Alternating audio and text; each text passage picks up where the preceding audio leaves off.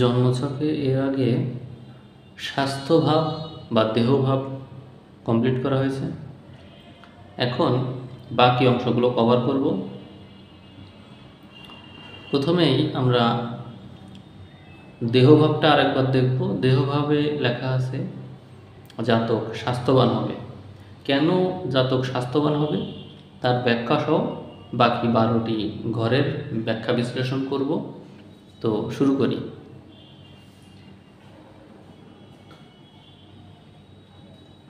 জাতক স্বাস্থ্যবান হবে, এটা আমি কিভাবে লিখলাম? জাতক স্বাস্থ্যবান হবে কারণ হচ্ছে এই ঘরের যে অধিপতি, এই যে 1 নম্বর ঘর, এই ঘরের অধিপতি হচ্ছে শুক্র। শুক্র এখান থেকে এই ঘরে আছে, নবমে আছে।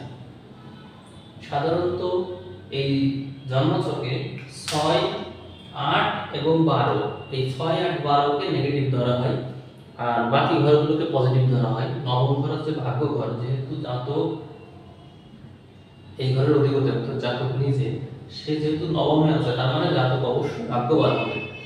যদিও এখানে বেশ কয়েকটি গ্রহের সাথে আছে, সেটা পরের বিবেচ্য বিষয়, কিন্তু জাতক যে ভাগ্যবান হবে এটা কোনো সন্দেহ নেই। এবং লগ্নে যেহেতু মঙ্গল আছে, মঙ্গল সবসময় সুস্বাস্থ্যের কারক, এই কারণে জাতক অবশ্যই স্বাস্থ্যবান হবে, এটা কোনো সন্দেহই নেই। এরপরে আসি দ্বিতীয় ঘরে। দ্বিতীয় ঘরের অধিপতি হচ্ছে বুধ। তো এই ঘরে দ্বিতীয় পতি বুধের কিন্তু দৃষ্টি আছে। এই যে বুধ এখান থেকে দৃষ্টি দিচ্ছে দ্বিতীয় ঘরে, এই কারণে আমি লিখেছি। এছাড়াও এখানে রবিরও দৃষ্টি আছে, বুধের দৃষ্টি, রবির দৃষ্টি। তো রবি হচ্ছে এখানে এই ঘরের অধিপতি, বাড়ি গাড়ি সুখ শান্তির অধিপতি হচ্ছে রবি, তার দৃষ্টিও আছে। আবার বুধের দৃষ্টি অর্থাৎ সম্পদের অধিপতি, এটা সম্পদের ঘর, সম্পদের অধিপতির দৃষ্টি সম্পদের ঘরে আছে। এর অর্থ হলো জাতক অবশ্যই সম্পদশালী হবে। কিন্তু এই সম্পদের অধিপতি এবং এই বাড়ি গাড়ির অধিপতি যেহেতু অষ্টম ঘরে আছে, অষ্টম ঘর আছে মৃত্যুর ঘর, বিপদের ঘর। তো যেহেতু ওখানে আছে, তার মানে এই জাতক বিপদ আপদ থেকে সম্পদ, অর্থ সম্পত্তি প্রাপ্তি করা বা মৃত ব্যক্তি সম্পত্তি পাওয়া, এরকম একটা ভাগ্য কিন্তু তার রয়েছে। অর্থাৎ এটা স্পষ্টভাবে বলা যায় যে জাতক তো সম্পদশালী হবে, এমনকি তার মৃত ব্যক্তির সম্পদ পাওয়ার ভাগ্যও রয়েছে। এরপরে আসবো তৃতীয় ঘরে। তৃতীয় ঘরের অধিপতি হচ্ছে চন্দ্র, সে আছে ষষ্ঠে নেগেটিভ ঘরে। অর্থাৎ এই জাতক তার যে চেষ্টা বল আছে, সেই চেষ্টা বলে কিন্তু পরাক্রমী তো ঠিকই হবে, কিন্তু নেগেটিভ ঘরে থাকার কারণে সে চেষ্টা করতে চাইলেও অনেক সময় পরিস্থিতির কারণে সে কিন্তু চেষ্টা করতে পারবে না। তৃতীয় পতি ষষ্ঠ, এটা হচ্ছে সংগ্রামের ঘর। তো এটা হচ্ছে পরাক্রম আর এটা হচ্ছে সংগ্রাম, রোগ ব্যাধি কষ্ট। তার মানে জাতক কিন্তু যথেষ্ট পরিশ্রম করতে হবে, এটা নির্দেশ করে। যদিও এখানে কয়েকটা গ্রহ দেখা যাচ্ছে, বৃহস্পতি আছে, কেতু আছে, তার মানে জাতক জ্ঞানে গুণে পারদর্শী হবে, পড়ালেখায় ভালো হবে, কিন্তু হইলেও তাকে অবশ্যই সংগ্রাম এবং সংগ্রাম এবং হচ্ছে পরাক্রমের ভিতর দিয়ে তাকে অবশ্যই যেতে হবে। অর্থাৎ সে অটোমেটিক্যালি কোনো কিছু পেয়ে যাওয়া হবে না, অনেক ভালো পরিবেশ পেয়ে যাওয়া হবে না, তাকে সবকিছু নিজের যুদ্ধ করে সবকিছু অর্জন করে নিতে হবে। কিন্তু আলটিমেটলি কিন্তু জাতক অবশ্যই সফল হবে। এই জন্য আমি লিখেছি সে পরাক্রমী হবে এবং সে অবশ্যই সংগ্রামী হবে, পরাক্রমী সংগ্রামী হবে। এরপরে সুখের ঘর আসবো, বাড়ি গাড়ি এটার ঘর। এখানে দেখা যাচ্ছে মঙ্গলের দৃষ্টি আছে লগ্ন থেকে, মঙ্গল লগ্ন থেকে এটাকে দেখছে। এবং যেহেতু মঙ্গল তার সপ্তমপতি অর্থাৎ তার স্ত্রী, সুতরাং স্ত্রীর প্রভাবে অর্থাৎ তার বিয়ের পরে জাতকের যখন বিয়ে হবে তখন এই মঙ্গল অ্যাক্টিভ হয়ে যাবে আরো বেশি। তখন এই মঙ্গলের প্রভাবে তার কিন্তু অবশ্যই বাড়ি গাড়ি হবে। তার মানে জাতক যদি বাড়ি গাড়ির প্রতি তার আগ্রহ থাকে, তাহলে এটার সাথে তার বিবাহের বিশেষ লিঙ্ক আছে।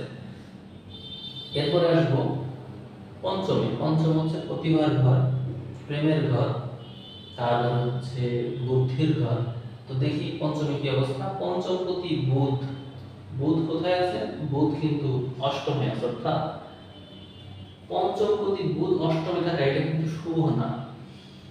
এটা শুভ না এই জন্য যে পঞ্চমপতি যদি কোনো, যদিও রবির সাথে বুধ আছে তার মানে জাতকের ভিতরে অবশ্যই জ্ঞান থাকবে, কিন্তু এই জ্ঞান থাকলেও এখানে যে রাহুর দৃষ্টি আছে, এই যে রাহুর দৃষ্টি আছে, এই রাহুর দৃষ্টির কারণে এবং পঞ্চমপতি অষ্টমী থাকার কারণে জাতক মাঝে মাঝে বুদ্ধিহীন হবে, অবিবেচকের মতো কাজ করে বসবে এবং ভুল সিদ্ধান্ত নিয়ে ফেলবে, অথবা কোনো কোনো কিছু প্রেজেন্ট করতে গেলে প্রেজেন্ট করতে করতে হঠাৎ করেই ভুলে যাবে যে কি নিয়ে প্রেজেন্ট করছি, অর্থাৎ সেটা লাইনচ্যুত হবে। তো তার বুধ একটু দুর্বল আছে, এখানে বুধের সমাধান, রত্ন সমাধান আমি পরে বলবো, তবে জাতকে বুধের সমাধানটা করার প্রয়োজন হবে। আচ্ছা, তো এই জন্য আমি এখানে লিখলাম যে জাতক অবশ্যই বুদ্ধিমান হবে, কিন্তু জাতক বুদ্ধিমানের সাথে সাথে আর ভিতরে অস্থির চিত্ত, এই মনোভাবটা অবশ্যই থাকবে। জাতক অস্থির চিত্ত হবে এবং বুধ, জাতক যে বুদ্ধিমান হবে কারণ হচ্ছে রবির সাথে বুধ থাকলে অনেক শক্তিশালী একটা সংযোগ তৈরি করে, এই কারণে জাতক অবশ্যই বুদ্ধিমান হবে, কিন্তু অস্থির চিত্ত হবে কারণ রাহুর দৃষ্টি রয়েছে। প্রতিবার ঘরে রাহুর দৃষ্টি থাকলে জাতক অস্থির চিত্ত হয় এবং তার প্রেম কখনো টিকবে না। প্রেম না হওয়ার সম্ভাবনা যদি হয়ও, প্রেম টিকবে না, প্রেমের মাধ্যমে তার কোনো বিশেষ সফলতা দেখা যাচ্ছে না। তো এরপরে আসি ষষ্ঠে। ষষ্ঠে কি দেখা যাচ্ছে? ষষ্ঠে চন্দ্র আছে, অর্থাৎ তৃতীয় পতি চন্দ্র ষষ্ঠে এসে বসে আছে।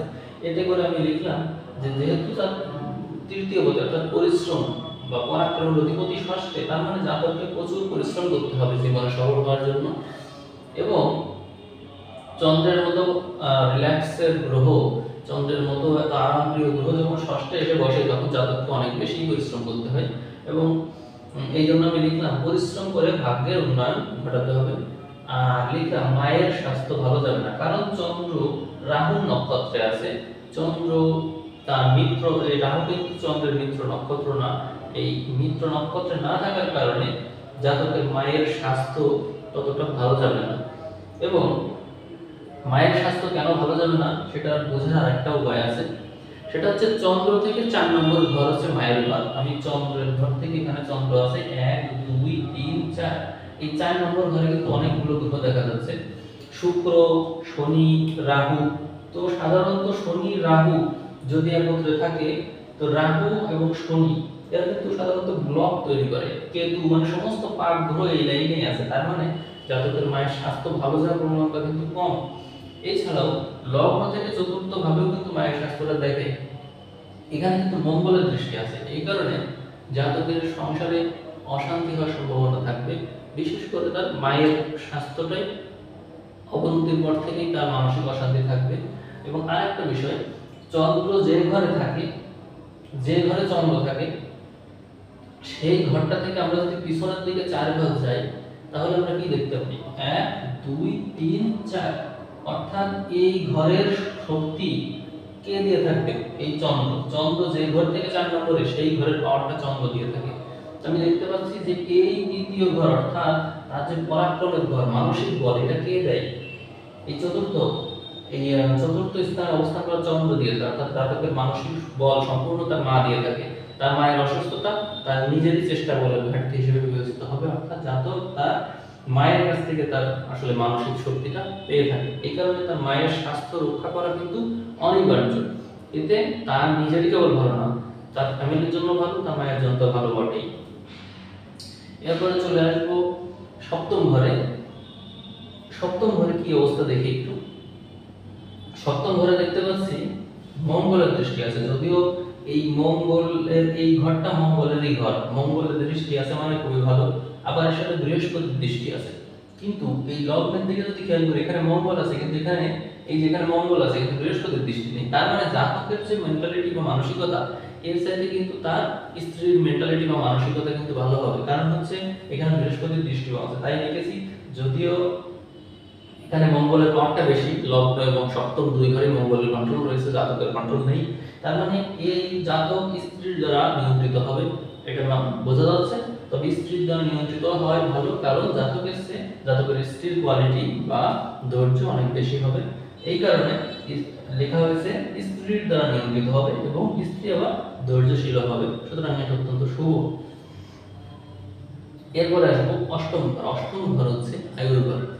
তো আয়ুতে কি দেখা যাচ্ছে? আয়ুতে দেখা যাচ্ছে যে দুটো গ্রহ বসে আছে, এই দুটো গ্রহ এখানে থাকার কারণে জাতকের এই রবি হচ্ছে তার চতুর্থ ঘর অধিপতি, বাড়ি গাড়ির ঘর।